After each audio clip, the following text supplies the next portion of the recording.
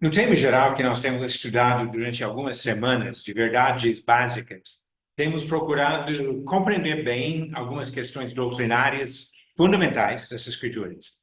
E nas últimas aulas, o foco tem sido na questão da salvação, pedindo para cada pessoa avaliar o que tem feito em relação à salvação, comparando isso com o ensinamento das Escrituras. Já falamos da necessidade de Jesus, da necessidade da nossa fé em Jesus, de confessar essa fé. E hoje nós vamos avançar um pouco mais para um outro aspecto do que é necessário. Mas lembrando do que temos visto nas últimas aulas, que nós não podemos confiar em nossos próprios sentimentos, emoções, de se sentir salvo. Isso não é suficiente. Nem de confiar no ensinamento que vem dos homens. Se não mostrar claramente que é o que Deus diz nas Escrituras, nós não podemos colocar a nossa confiança nessas coisas. Da mesma forma que nós compreendemos melhor que Jesus avisou que poucos seriam salvos. Então, qualquer doutrina que sugere que quase todo mundo vai para o céu já está distorcendo o que nós encontramos nas Escrituras. Por isso, cada um precisa verificar sua própria situação diante de Deus, porque é Deus que vai julgar todos nós. Jesus que é o único Salvador. E que por isso nós precisamos crer em Jesus como o eu sou, o eterno Deus que tem poder para salvar, poder para perdoar pecados. E que isso não é uma fé escondida, mas uma fé confessada abertamente, o que observamos na última aula. E hoje vamos avançar pensando sobre a necessidade, primeiro, do arrependimento. Quando falamos sobre o arrependimento, lembramos da linguagem de Jesus em Lucas 13, onde usou exemplos de coisas que haviam acontecido com algumas pessoas e perguntou para os ouvintes, aquelas pessoas eram piores do que todo mundo, mereciam aquilo? E depois ele deu a própria resposta. Versículo 3, ele falou, não eram. Eu vou afirmo. Se, porém, não vos arrependerdes, todos igualmente perecereis. E no versículo 5, depois de outro exemplo, ele fala a mesma coisa. Sem o arrependimento, perece, morre, que é essencial para a nossa salvação. E quando falamos sobre o arrependimento, acredito que, no geral, nós todos entendemos a ideia do arrependimento. Quando alguém faz uma compra e depois percebe que não foi um bom negócio, que fez por impulso, não precisava daquilo, gastou demais, a pessoa se sente arrependida da compra. E quando nós reconhecemos que estamos caminhando no pecado contra a vontade de Deus, e que isso não é um bom negócio, decidimos sair naquele caminho para voltar e servir a Ele, isso é a ideia do arrependimento. Uma mudança na direção. Uma decisão de andar na contramão e não continuar seguindo o fluxo do mundo e fazendo a nossa própria vontade. E necessariamente o arrependimento leva uma mudança, uma transformação em nossa vida. Em Mateus capítulo 3, João Batista questionou a motivação de pessoas que saíram para receber o batismo dele. Em versículo 8, ele falou, produzi, pois, frutos dignos de arrependimento. Os frutos demonstram que o arrependimento realmente aconteceu. Se estou arrependido de ter feito alguma coisa, eu vou parar de fazer. E talvez tentar corrigir o estrago feito por meu próprio pecado. Gálatas capítulo 5 ilustra isso com lista de coisas que devemos tirar da vida e outras coisas que devemos acrescentar. E nessa transformação, percebemos que deixamos de viver de um jeito para agora viver de outra maneira, completamente melhor e diferente. Vamos ver aqui em Gálatas 5, começando no versículo 19. Ora, as obras da carne são conhecidas e são prostituição, impureza, lascívia, idolatria, feitiçarias, inimizades, porfias, ciúmes, iras, discórdias, dissensões, facções, invejas, bebedices, glutonarias e coisas semelhantes a estas, a respeito das quais eu vos declaro, como já outrora vos preveni, que não herdarão o reino de Deus os que tais coisas praticam. Então, ele descreve aqui essas obras da carne, práticas comuns, não somente no mundo daquela época, mas no mundo hoje. Coisas que muitas pessoas consideram comportamentos normais. Depois ele continua, versículo 22. Mas o fruto do Espírito é amor, alegria, paz, longanimidade, benignidade, bondade, fidelidade, mansidão, domínio próprio. Contra estas coisas não há lei. Por outro lado, na mesma questão, tira as coisas erradas e acrescenta as qualidades que demonstram atitudes que realmente agradam ao Senhor. E depois ele diz, 24 ao 26, os que são de Cristo Jesus crucificaram a carne com as suas paixões e concupiscências. Se vivemos no Espírito, andemos também no Espírito. Não nos deixemos possuir de vanglória, provocando uns aos outros, tendo inveja uns dos outros. Porque agora nós vivemos como pessoas transformadas justamente pela salvação que Jesus oferece para cada um de nós. Por a segunda parte do estudo de hoje envolve a questão do batismo. O batismo não é a coisa mais difícil que Deus pede. Porém, hoje em dia, eu diria que talvez seja a parte mais polêmica quando se trata do que é necessário para a salvação. Quando fala sobre a fé, quase todo mundo concorda. Precisa crer em Jesus. Quando fala sobre a confissão, também precisa falar sobre a sua fé. A maioria aceita isso. Arrependimento, que deve mudar alguma coisa na vida. A parte mais difícil, mas também nisso quase todo mundo concorda. Mas quando olhamos para o ensinamento bíblico sobre o batismo, descobrimos muitas divergências. E por isso que é importante abordar essa questão.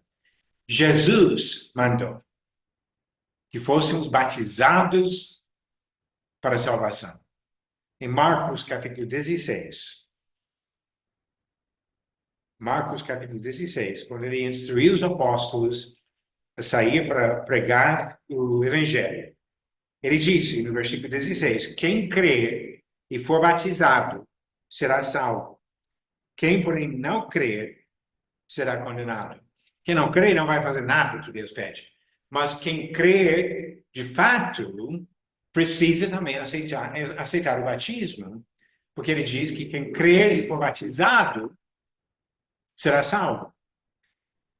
Pedro foi uma das pessoas que saiu pregando o que Jesus mandou. Em Atos capítulo 2, versículo 38, Pedro respondeu à pergunta da multidão, o que faremos? E disse, arrependei-vos e cada um de vós seja batizado em nome de Jesus Cristo para a remissão dos vossos pecados e recebereis o dom do Espírito Santo. Batismo para remissão dos pecados, diz Pedro. Em Atos capítulo 22, Paulo relata o que aconteceu quando ele estava em Damasco, depois de ver Jesus no caminho, estava cego, estava esperando a chegada de Ananias, e Ananias chegou, falou com ele sobre o que era necessário. Em versículo 16, Ananias perguntou para Paulo, ou Saulo, e agora por que te demoras? Levanta-te, recebe o batismo e lava os teus pecados, invocando o nome dele. Eu acho bem interessante esse versículo no contexto do capítulo 9 de Atos, que relata para nós quando aconteceu isso. Em Atos capítulo 9, Paulo estava a caminho de Damasco quando viu Jesus, chamou Jesus de Senhor, fez o que Jesus mandou de ir para Damasco e esperar a chegada de Ananias. Mas 3 dias depois, quando Ananias chega, Paulo ainda precisa ter os pecados lavados. A fé, a confissão, outras coisas que ele fez, não foram as coisas necessárias para tirar o pecado. Não foi suficiente. Parte do processo. Sim. Mas ele precisava chegar ao ponto do batismo para lavar os pecados. E sem isso, Paulo ia continuar condenado no pecado. E ele mesmo ensinou a mesma coisa depois. Em Romanos capítulo 6, ele compara o batismo ao sepultamento que vem antes da ressurreição para a nova vida. Romanos capítulo 6, começando no versículo 3. Ou porventura ignorais que todos nós que fomos batizados em Cristo Jesus, fomos batizados na sua morte? Fomos, pois, sepultados com ele na morte pelo batismo, para que, como Cristo foi ressuscitado dentre os mortos, pela glória do Pai, assim também andemos nós em novidade de vida. Porque se fomos unidos com ele na semelhança da sua morte, certamente o seremos também na semelhança da sua ressurreição. Sabendo isto, que foi crucificado com ele o nosso velho homem, para que o corpo do pecado seja destruído, e não sirvamos o pecado como escravos. A comparação que Paulo faz aqui ilustra muito bem a função do batismo nesse processo. Porque ele usa o exemplo de Jesus, que morreu na cruz, foi sepultado e depois ressuscitado para uma nova vida. E diz que nós morremos ao pecado, somos sepultados no batismo, para depois levantar para uma nova vida. A nova vida vem depois do batismo, não antes. E assim, a ressurreição de Jesus veio depois do sepultamento, e não antes. Uma outra coisa que Paulo disse ajuda a compreender a necessidade do batismo em Gálatas capítulo 3. Gálatas 3, versículos 26 e 27. Pois todos vós sois filhos de Deus mediante a fé em Cristo Jesus. Porque todos quantos fostes batizados em Cristo, de Cristo vos revestistes. A palavra traduzida em, batizado em Cristo, aqui. A ideia de para entrar. E assim a ideia é que nós somos batizados para entrar em Cristo. Acredito que todos nós concordamos que a salvação é possível somente por meio de Cristo. Agora, a pessoa que não entra em Cristo, não entra em comunhão com Cristo, tem salvação? Existe salvação fora de Cristo? E assim ele mostra que é pelo batismo que nós entramos em Cristo, alcançamos esse perdão, essa salvação que ele oferece para nós. Isso por meio do batismo. Somos batizados em Cristo. Compreendendo esses pontos básicos, precisamos evitar alguns dos erros comuns hoje em dia sobre a doutrina do batismo e o que a Bíblia ensina sobre isso. Primeiro, nunca devemos afirmar que o batismo por si só salva. Que só pelo batismo a pessoa recebe a salvação.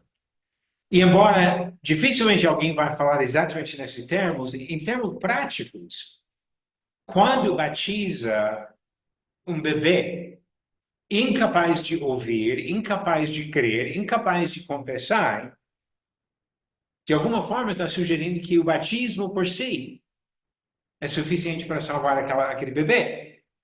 O problema é que o bebê não tem nem cometido pecado para precisar do perdão naquele momento da vida.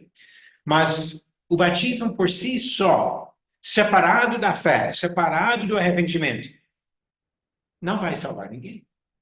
Tem um papel na salvação, mas junto com essas outras coisas, e não isolado dessas coisas. Talvez a doutrina mais comum hoje em dia, pelo menos no contexto evangélico, é que o batismo é apenas uma coisa simbólica que ilustra exteriormente o que tem acontecido interiormente na pessoa. E com essa ideia, a grande maioria das igrejas evangélicas hoje ensinam que a salvação vem antes e sem o batismo. É muito comum afirmar que você recebe Jesus no seu coração. Ou você faz uma oração pedindo perdão. Você crê em Jesus e ele salva. E o problema nisso é que acabam isolando alguns versículos do Novo Testamento, ao invés de olhar para todo o ensinamento sobre o assunto. Porque quando olhamos para todo o ensinamento sobre o assunto, a necessidade de batismo fica evidente.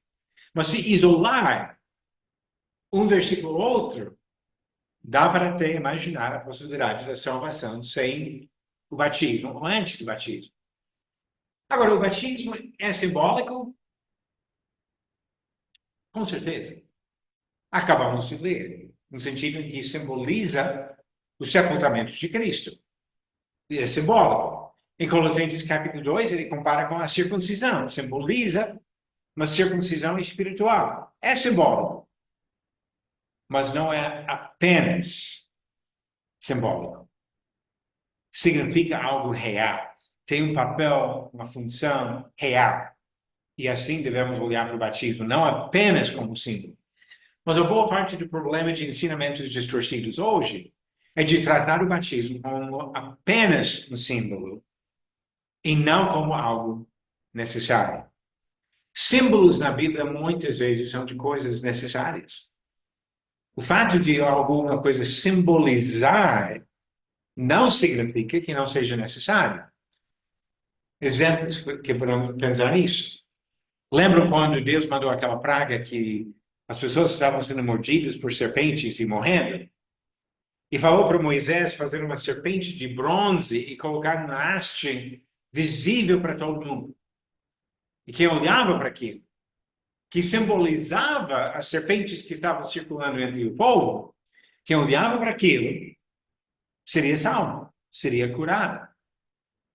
Simbólico, mas necessário. As cerimônias, ritos que tinha como parte da lei do Antigo Testamento tinham função simbólica. A Páscoa simbolizava o livramento que Deus deu para o povo saindo do Egito. Pensamos sobre vários sacrifícios que foram feitos, representando simbolicamente o sacrifício perfeito que seria feito por Jesus milhares de anos depois. Simbolizava algo, mas mesmo assim foram coisas necessárias. O incenso no tabernáculo, no templo, simbolizava as orações dos santos, chegando à presença de Deus. Mas era uma coisa necessária. Precisava queimar esse incenso. E assim observamos que muitas vezes coisas simbólicas ainda são coisas necessárias. E o batismo é assim. O batismo é simbólico, mas não é apenas simbólico. Outro problema que é muito comum no mundo religioso hoje é a ideia de substituir o batismo por outra coisa. A palavra usada no Novo Testamento significa mergulhar. Não significa aspersão. Não significa jogar um pouco de água na cabeça de alguém. Inclusive, as práticas de aspersão surgiram séculos depois do Novo Testamento. Foram inovações introduzidas por seres humanos que não fazem parte do ensinamento do Novo Testamento. E várias coisas dos exemplos que encontramos reforçam o fato que o batismo seria imersão nas águas e não apenas aspersão de água na cabeça.